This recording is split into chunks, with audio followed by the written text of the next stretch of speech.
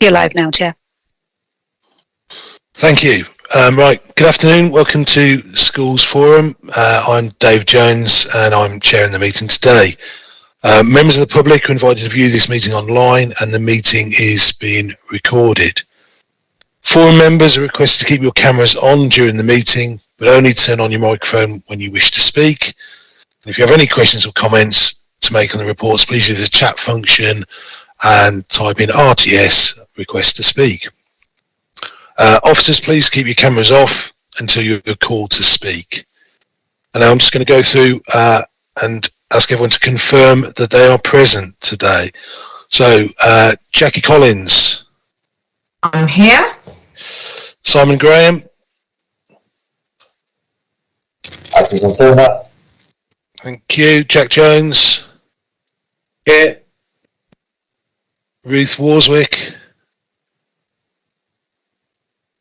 No Ruth. Sean Preston. Yep, afternoon. Afternoon. Joe Cooper. No Joe. Nis Hardingham. Yeah, here. Nathan Waits. Yeah, afternoon, I'm here. Afternoon. Sharon Burt. I'm present. Councillor Tom Coles. No. Councillor Leo Madden. No. Councillor Ryan Brent. No. Councillor Chris Dyke. Good evening. Evening. Chris Cademy. Yep, here. Brilliant. Cara Jewell. No. And then Sarah Daly. Hi, yeah, I'm here. Hello. Mike Stoneman. Yep, present.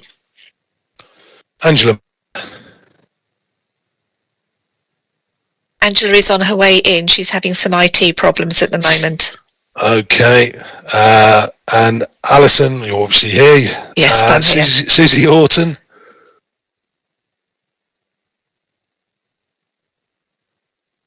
Susie, I can see your name, so I know you're here. There you are, you and me. Okay, hi Susie, I can see you're there. Is there anyone here who we haven't name checked?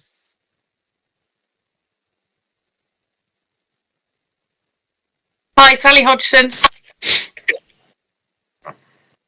All right, hello Sally. Anyone else? No? Okay. That's it then. So we are ready to get underway. So first of all, apologies for absence. Alison.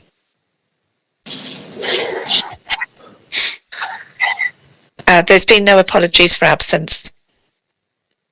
Okay. Alice, again, any changes to declarations of interest or?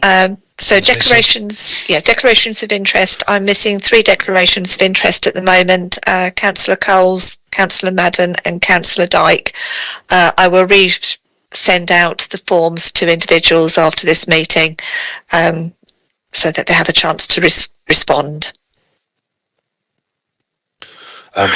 That's great, thank you. And Alison, again, membership. Any updates on membership? Okay, so there are no further membership changes expected during the course of this financial year, this calendar year. We do still have some vacancies. We have 5 vacancies, 1 primary governor representative, 1 secondary governor representative and 3 secondary academy representatives.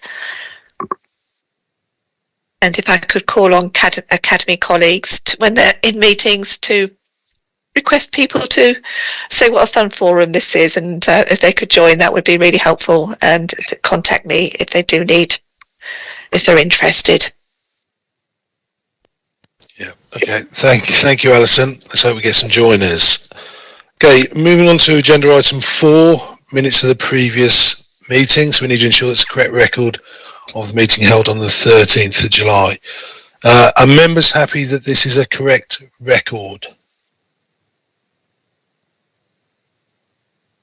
Okay, yeah. That's approved unless anybody's got anything to say, which I don't think anyone has. Okay, the minutes of the previous meeting have therefore been approved. I don't believe there were any matters arising from the last minutes. Am I right, Alison? There's no matters arising. Okay, fabulous. So, has Angela managed to get in yet? Don't think she... Oh no, I can see Angela there.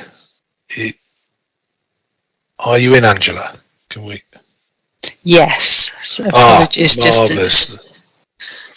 That's okay. We're just getting on to item 6, school funding arrangements for 24-25. Are you okay to present now? Yes, can you hear me okay? Yeah, I can hear you loud and clear. Excellent, okay. So this report updates Schools Forum on the latest developments and our process towards the school funding arrangements for 24-25. The DfE issued the indicative funding for 24-25 in October for the different blocks of DSG funding, and Table 1 sets out the movement. Section 5 sets out the changes to the mainstream school funding formula, including the growth funding and proposals for managing affordability. And the schools have been consulted, and the responses that we've received have been in favour of the proposals, and the report details that information. The report also details the de-delegation request of funding for the education functions for primary and secondary maintained schools. Section 9 details the timetable for the expansion of the early years funded provision to include working parents of children from 9 months to 3 years over the next 2 financial years, along with the proposals from the DfE to local authority funding formula for children for 2 years old and below, in line with the 3 and 4 year old formula. And we're expecting further information, which I think we might have received actually now, and so we're going through all of that detail, along with there's been capital announcements as well about the support of that rollout. And finally, the DfE have confirmed that the grant for the Teachers' Pay Award from September 23, and that will be continued to be paid as a separate grant in 24-25, but it will be incorporated into the formula funding for 25-26. And I'm happy to take any questions. Thank you, Angela. Does anybody have any questions or comments about any of this? Sean. Thank you for that, and Angela, thank you for the paper. I think it's all very clear. I just wanted to get a point of clarity. So according to what I'm reading, it suggests you're not expecting the full national funding formula, including the area cost adjustment, to be affordable. Are we expecting to not have enough money in the pot when the final figures do come through, or are we potentially expecting it to not be affordable? We always put into because of the timing, we can't completely know, what our allocation is, and then what we've got to pay out. So we're running through all the figures, and we don't have time to come back to Schools Forum to get approval once we do all those calculations. So it might be that the funding that we do get, covers everything. But we won't know until we've done all of those things. So it's just because we're on the national funding formula, there's very few things that we can actually adjust. So the report just details those things that we would look at adjusting to distribute all of the funding to yourselves. Thank you, that's really helpful. And just one more quick question, if that's okay, or a point really. I know regarding the falling roles funding, you don't expect Portsmouth to be in receipt of that funding, and therefore you're proposing to not set up a falling roles fund. I just wanted to echo my support for that. I think that's a very sensible approach to take, so I just wanted to make that point as well. Thank you. Thank you. Thank you. Simon? Yeah, just for the minutes, back in October, St Edmunds raised issues in relation to the secondary school delegation aspect that's on here, and the fact that it had objected to it at the outset at that point. So obviously that's not in the minutes anywhere, but we had contacted Angela much earlier, so I have that email and that evidence already. So I know we're going to vote on that, but we had already back in October said that from a secondary point of view we didn't agree with that delegation. Okay, thank you, Simon. I think in terms of the due process, in terms of the decision making, obviously the consultation is sent out to formally get comments back, and you know, so that's one aspect of it. And obviously Schools Forum here now, and I'd need to check exactly whether, you know, when we got that email, I thought it was after the consultation had ended, but I've got to admit I would need to check, because of course we had to reissue the consultation and change the you know, the dates, because you know, they changed what we were expecting in terms of our funding, and they changed the values that were being used for 24-25. So I can't completely remember the dates that you did get in touch, but yes, we are aware. I've got the email in front of me. I can clarify that for the minute. Okay, so we'll get that recorded. Thank you, Simon. And obviously then we'll come on to the voting in a little while. Any other comments, questions?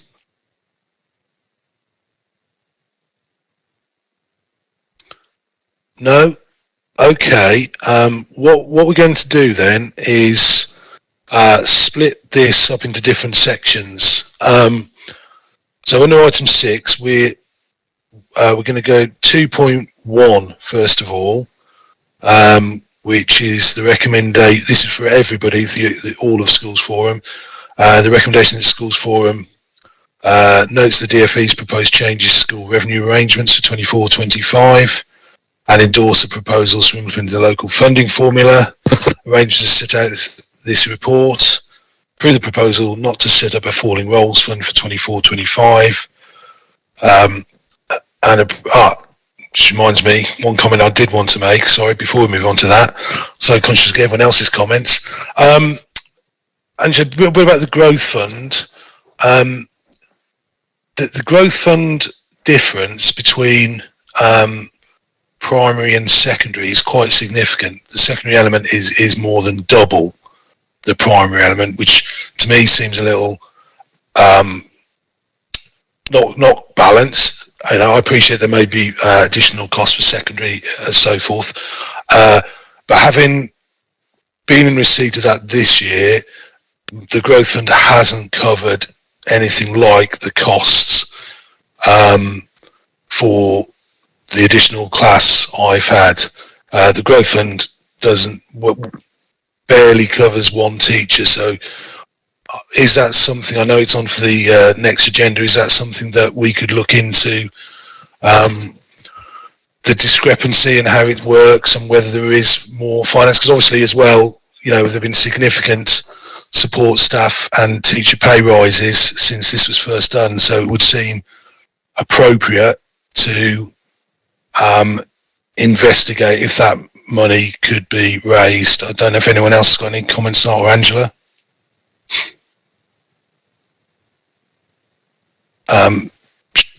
Couple there. Who's up there first? Sean? Thank you. Forgive me and just remind me here, this policy's been in place and has been consistent for a few years now, I believe, has it not? It's not changed in the last couple of years, I don't recall. Is that correct, or have I missed something there? Just for a point of clarity first and foremost, if that's all right. I don't. It is right. I don't know whether Alison's got more details from memory. I'd be guessing a bit. I think we have refreshed the secondary one slightly more recently than the primary one, but I don't know whether Alison can remember the actual details. Yes, so Andrew is right. We have refreshed the Secondary Growth Fund in recent years, probably about, I'm going to say about 4 years ago, but it could be 4 or 5 years ago. Thank you, Nis, it's 5 years ago. But the principle is that the policy itself and the procedure hasn't changed for that, so we're not changing that, okay. The criteria hasn't changed, it was just and the rates that are noted in point 5.11, which is 60,900 for primary and 144,000 for secondary, is that based on the 7 months worth of funding, or is that based on 12 months worth of funding? That's based on 12 months worth of funding. Okay. Thank you. Nis. Yeah, I was involved in this quite a bit about 5 years ago when we last did the review. And as you said, Dave, there were some clear arguments for why the funding needed to be different, but I do completely take your point. And I think particularly given how much we're asking schools to be more inclusive, that actually the primary level should be reviewed in terms of how it's calculated, because my recollection is that it was just calculated on the basis of one additional teacher, and actually one additional teacher isn't enough to look after all of those children. So I was just wanted to endorse what you said. I think there is a slight change to the criteria this year, if I'm reading it all correctly, in that we've had situations where schools have been under PAN but have taken additional groups in secondary, whole classes in, and then haven't been able to receive growth funding because of the fact that they were under PAN. And so there seems to be a change in the paperwork suggested this year to actually, as long as the Deputy Director has included those, then that element can change. So just to answer your point, Sean, there is a change in criteria this year as well, from what I've read. And if Dave, if I'm okay to come in, if that's all right, quickly just on that. I think it's a very valid question we're asking, but I think we do need to be careful in terms of the sort of precedents we set here. So obviously growth is meant to support inherent growth, not existing within existing capacity. So we want to be just very careful around the rationale while we're making growth payments. I totally endorse looking at it again, but there could be a situation where schools just organically increasing and decreasing roles could be financially benefiting on the way down as well as the way up. So we want to be careful around what that could look like in the worst possible case scenario. So yeah, just to endorse that as well. Okay, thank you. So, Alison, Angela, will that be something you'll be able to take on board in when you're looking at revising these figures and rationales? So I think Alison was just going to add something extra just to clarify the point about the sort of the criteria. In terms of the actual document at the moment, the sort of the criteria that is in there is what we propose, and we're happy to look at it, you know, for next year and look at that criteria. And if actually we do get some more funding, then you know, we can cover the area cost adjustment and the minimum funding guarantee. If there is funding there to put back into the growth fund, one of our proposals for distributing the money would be to increase the amount per class for growth funding.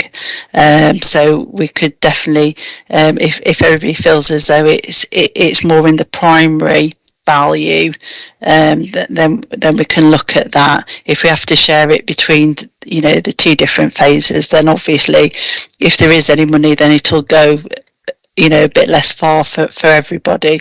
But that is something that we were going to look at in terms of the values, but in terms of the sort of the criteria, it's, we can look at that next year, and rethink, how that value is properly built up.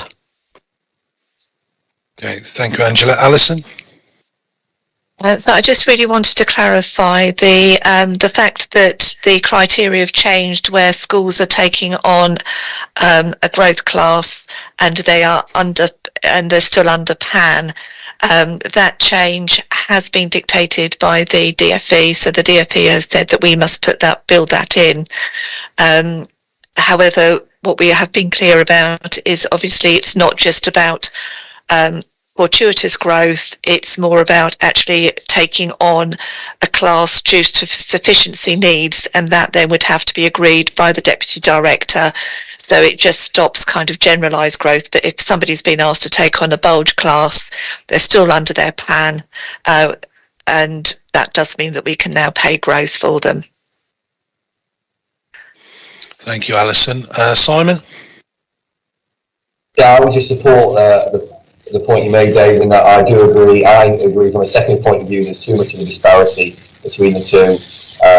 And just from a staffing point of view, I don't think that is manageable for growth funding from a primary perspective. And as you said, it doesn't cover the cost of additional staff that you require in primary schools. So I would also echo and urge that be reviewed, please. That's great. Thank you, Simon. Okay, right. As I interrupted my own thoughts, we will now look at approving all the sections of 2.1. So do I have a proposal for approval of all the elements in 2.1?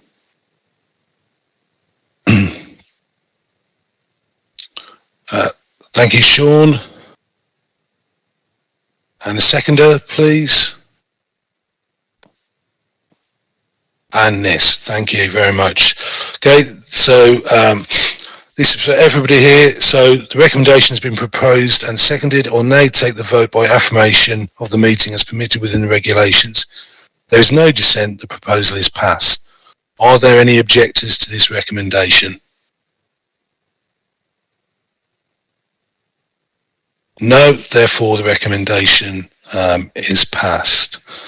Okay, we're going to go on to 2.2 now. So this is the recommendation to maintain primary schools, approve the delegation of funding to support the education functions as set out in section 7.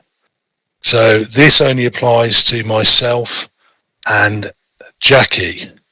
So, Jackie, do I have a proposer?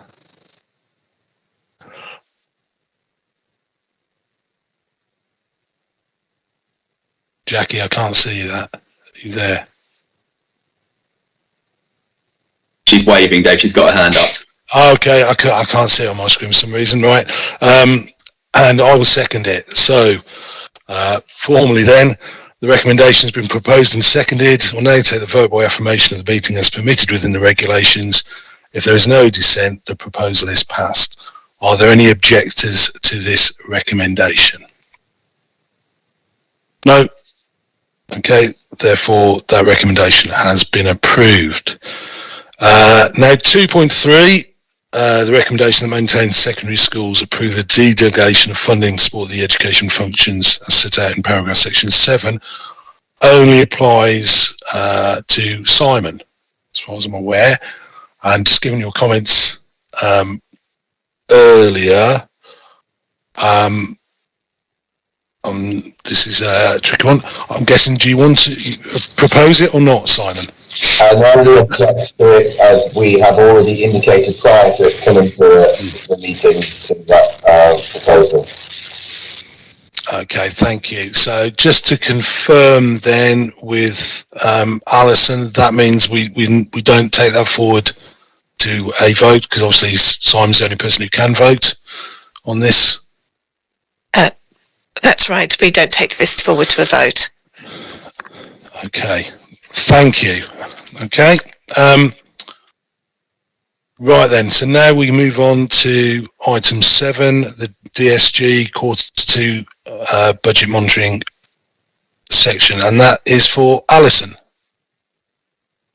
Thank you. Okay, so this report details the forecast position of the dedicated schools grant as at the end of September 23, which is an overspend of £32,000.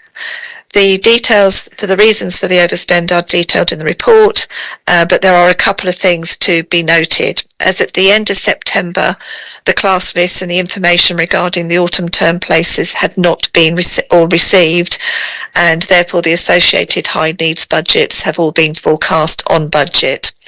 There is a potential that the forecast will change over the course of the autumn term, and to be honest, we are already starting to see that. The early years block allocation was increased in July 23 to take into account the 23 census in January, and in line with the approved delegations, the budget has already been adjusted accordingly, and Table 1 includes those increases. Any questions with regards to the budget monitoring before I move on to the revised budget?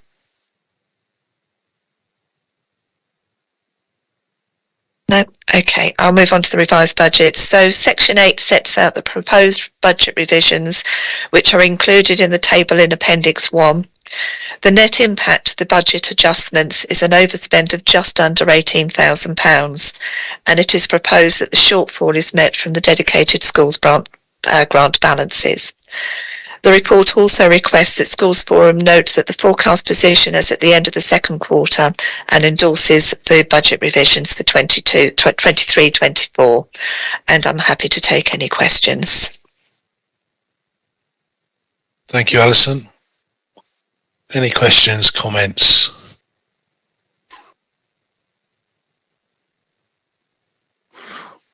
No? Okay. Very clear report again. Sean, is that? Yeah. Sorry about that.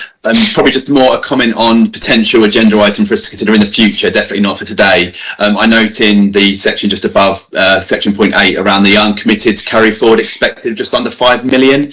I wonder whether as a forum it's worth us considering what we may look at utilising that for over coming years. We know there's a lot of pressures on the horizon from many different areas, and I just wonder whether an agenda item in the future might be worth around utilising some of that, or what the risks associated with using some of that may be. I was going to ask, following that question, actually, it might be worth Mike Stoneman coming in to respond to this, because I know there has been some work happening within the authority with schools regarding the DSG balances. Yeah, do you want me to take that question now, David? Yeah, you go on. Yeah, so you may recall at a previous Schools Forum meeting, we discussed this subject, and we said that we would look at setting up a task and finish group to look at how we could potentially use some of the DS carry forward to support the inclusion agenda in schools, recognising the pressures that schools are under. So we put out an invitation, invited heads to that meeting, and we've now had 4 meetings of that group. In fact, we met this afternoon, and there are a number of proposals now which we are considering, which we're looking at to take forward to support schools in that endeavour. So at a Schools Forum meeting next year, probably January or February, we're putting the proposals together at the moment. We will make some recommendations to you for this very purpose, Sean. So yeah, we've been looking at that with a lot of work, and thank you to the heads that have taken part in that work. Thank you, Mike, and apologies for jumping the gun then. That's all right. Yeah, thank you for that, Mike. I'll be really interested to see when it comes out.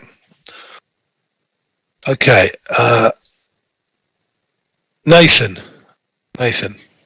Hi. So it's a sort of 2-part question, but just relating to the increase in the budget in the early years complex needs. And I think, I and probably other colleagues are aware of increasing needs coming into reception places across schools as well. So the first part is just the fact that the local authorities obviously aware in the early years area. Is there anything that can be done in advance of reception allocation next year in terms of identifying individual EHCP needs or quite specific needs when those children are allocated to those reception places moving forward. And then secondly, I suppose, is a little bit more socio-political, and you know, the after effects of COVID and lockdown babies, and potentially some of the impact that may have had on their development and preparedness for joining school as well. What could perhaps be done, you know, across the authority in, you know, supporting that development and some of those challenges to help prepare those children better for school as well. Thank you, Nathan. And as far as the EHCPs, there's some work this year, and Mike may want to expand on this, where they were accelerating how EHCPs in reception were to be funded, weren't they, Mike? So that would, rather than it being delayed for the due process. On the EHC request which we had come through in early years, and so those children were coming into year reception, but without an EHCP because the assessment process was still trundling through. And of course, you'd be aware we've had some delays, significant delays, that because of capacity, and we agreed that where those children had been identified, that we would pay the, if it had been an EHCP at I think the exceptional rate, that funding would be in place, and then once the assessment was completed, we would then put them on whatever rate it was, and we wouldn't recoup that money. So that was put in place for year reception this year because of those delays, and I hope that was helpful. We're also looking at and going back to the working group that I've just mentioned about how we can support primary schools, particularly in year reception, where they've got children that are coming in, some children that we've not really had eyes on, and how we can support primary schools with those children, potentially with some additional funding, but that's what we're working through, rather than jumping to an EHC assessment, for example, because it's clear the need is there. We don't want to delay addressing that need, and as you know, the EHC assessment process is a bureaucratic process and doesn't necessarily lead to a good outcome. So that's something which we are actively considering at the moment as part of those working group arrangements. Thank you, Mike.